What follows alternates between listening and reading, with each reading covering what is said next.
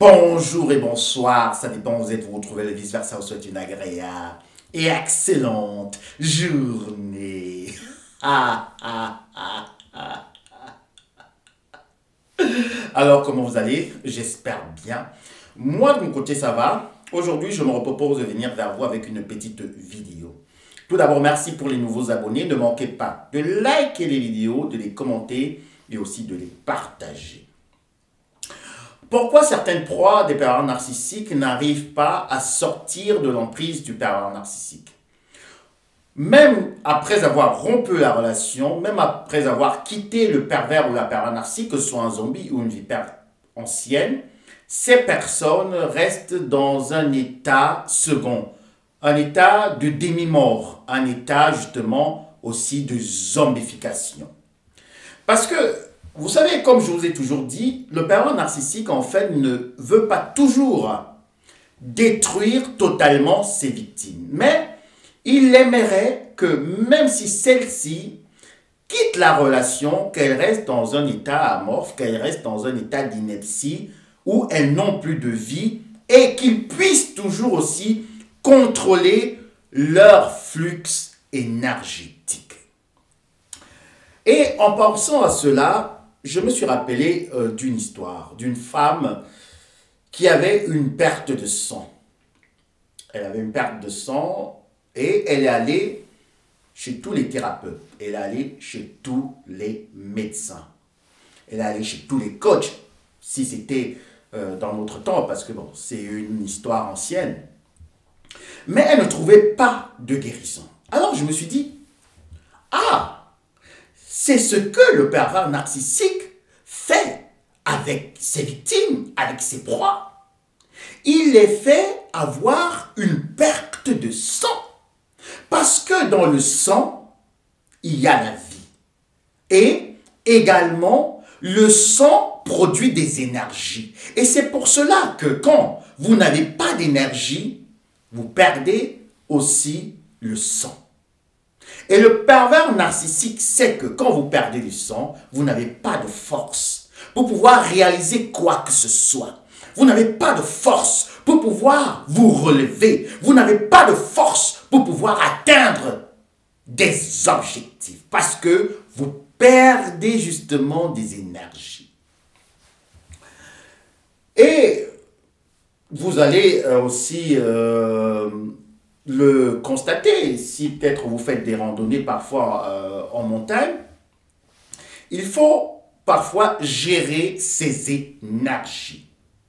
Et quand on, justement, au début de la colline, je veux dire comme ça, ou de la montagne, quand on épuise ses énergies, alors on n'a plus assez de réserve pour pouvoir atteindre le sommet. Parce que le sommet de la vie, c'est quoi? Le sommet de la vie, c'est de pouvoir atteindre ses objectifs.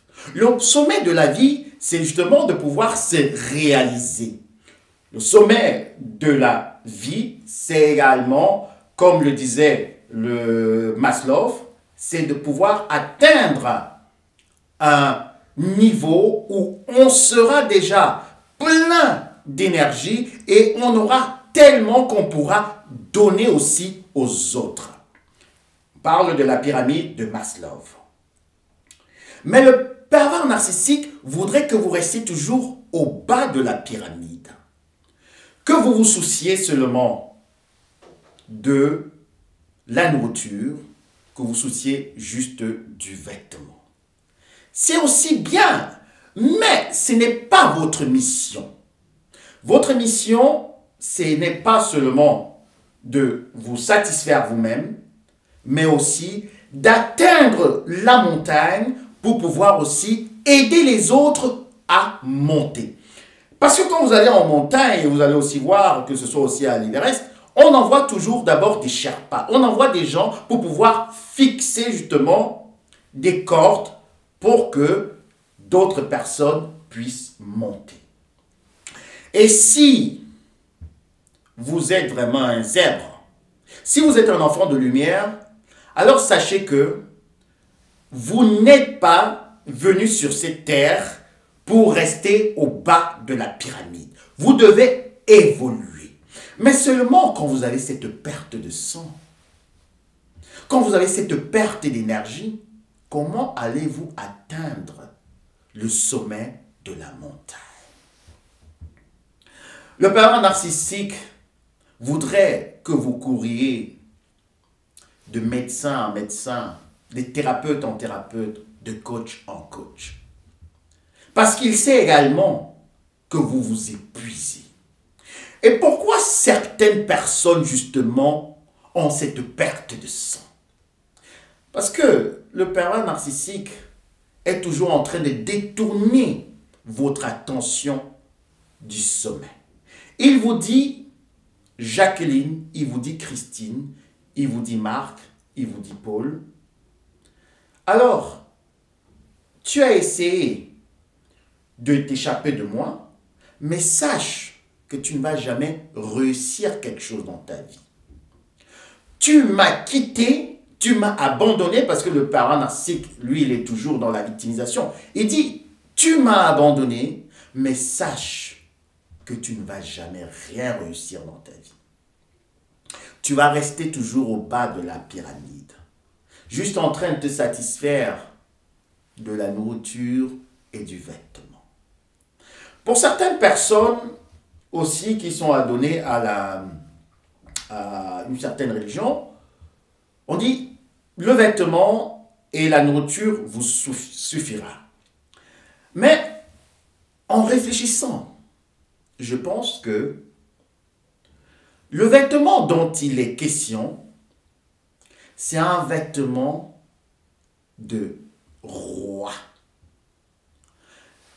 La nourriture dont il est question, c'est de la nourriture spirituelle.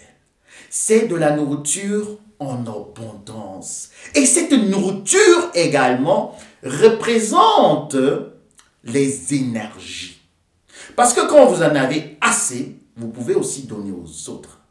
Et si celui qui a donné cette parole se limitait juste à la personne qui doit se soucier juste de son vêtement et de sa nourriture, alors là, ça veut dire il prônait l'égoïsme.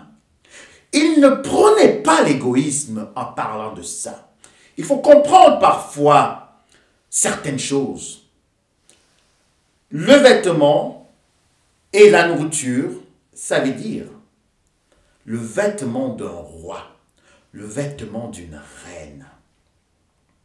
La nourriture énergétique, ça veut dire également de pouvoir s'enrichir pour pouvoir donner aux autres, pour pouvoir nourrir ceux qui sont autour de vous.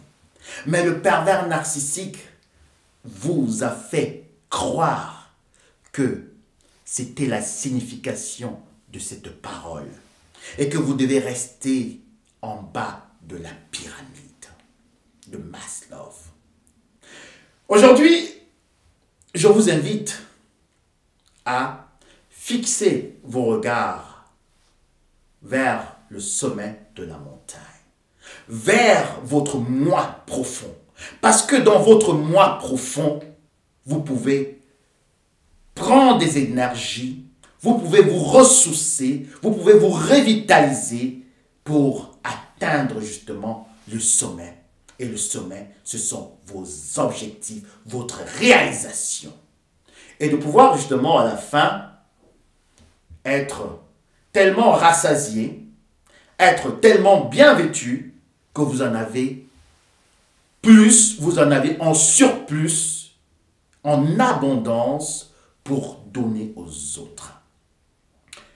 Si vous perdez encore votre sang et que vous êtes allé partout, à gauche et à droite, et vous n'avez pas obtenu justement ce réconfort que vous cherchez, que vous n'avez pas reçu ou bien obtenu, cette guérison, alors là, je vous invite à regarder le sommet de la montagne.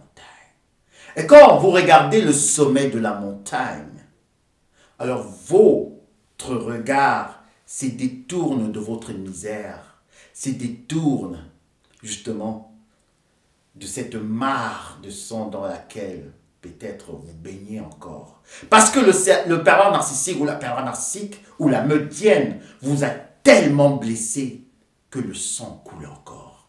Et quand le sang coule, vous perdez des énergies.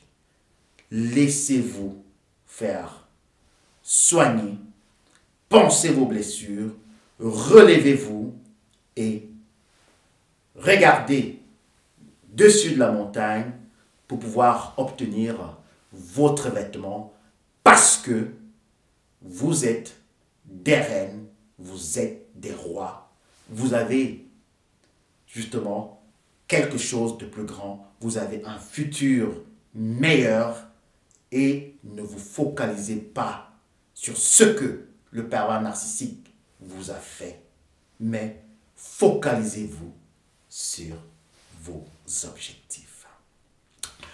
Alors, c'était tout pour aujourd'hui. Le vice-versa vous souhaite encore une agréable et excellente journée. Je me réjouis de vos commentaires. Merci encore. Bisous. Bye.